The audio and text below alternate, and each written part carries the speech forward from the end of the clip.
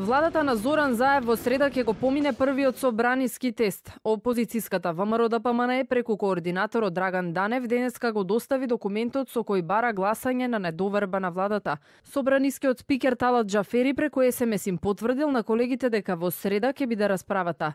Партискиот лидер Христијан Мицкоски очекува на седницата да биде изгласана недоверба на владата. Во среда очекувам на крај на денот да се изгласа недоверба на владата и да можеме понатаму да видиме како ќе развиваме Република Македонија, да организираме предвремени парламентарни избори и сето тоа што иде со тоа. Со најмоќниот собраниски инструмент за контрола на извршната власт, опозицијата ќе ги образложува како што вели лошите економско-политички состојби во државата во изминатите 10 месеци. Дел од забелешките се однесуваат и на селективна правда, неисполнети ветувања, но и на грешките кои го одбележале неколку месечното министерување на повеќе луѓе од власта. Владата на Заев засега е комотна и извори од таму велат дека очекуваат да ја добијат довербата.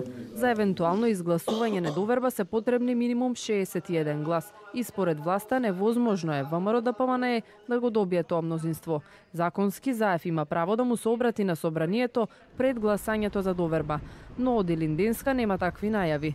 Ако на владата е изгласана недоверба, председателот на владата до собранието поднесува оставка во рок од 24 часа.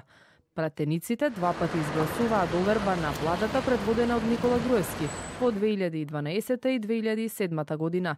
Пред 6 години за доверба на владата на Груевски гласаа 68 пратеници, а против беа 42 народни избраници.